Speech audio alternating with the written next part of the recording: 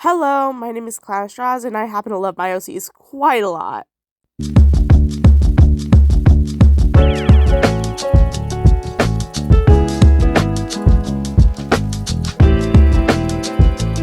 Almost all of them, except for a select few fandom-based OCs, belong to one story, and that story is Fight for the End. This video will be your introduction to the story. Have fun!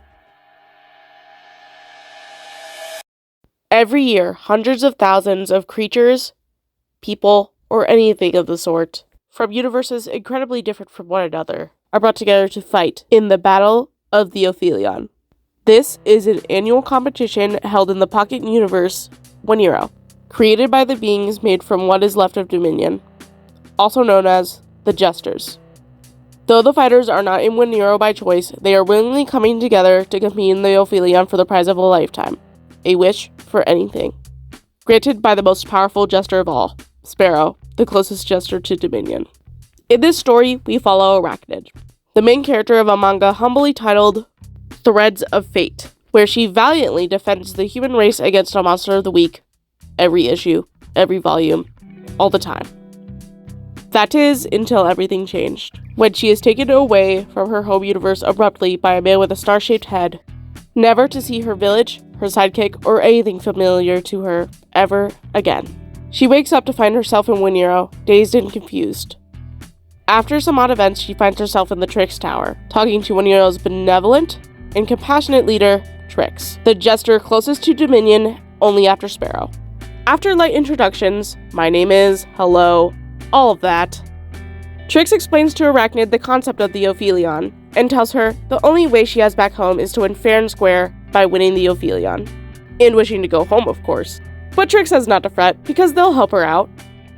Arachnid takes up their offer, worrying for her poor people at home who need her.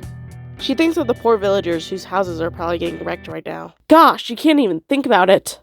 And with a rather firm handshake, her story really starts. Throughout the story, Arachnid settles into Winiero, fights in the competition, but this isn't right. Something's going on. This isn't cut and dry and to the point like how her plots were at home. These fights don't seem too fair. Morals are dubious. You can't trust everyone, even the people who may seem the nicest they can be. Your memories of what came before become fuzzy. What was my sidekick's name? Arachnid wonders. Maybe you're not even on the right side. But that doesn't matter. You're the hero. It'll all work out. Right?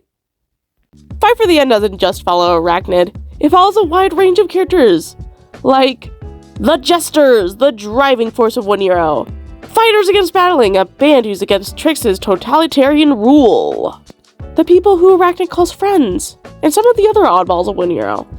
But it mostly follows Arachnid. Well, this is Fight for the End, at least the main premise, and I hope you guys enjoy whatever's to follow this. I want to consider this a lore series because my lore has been scattered through various texts, Discord messages, or websites. And I thought, gosh, I should really just make this into a YouTube video or something.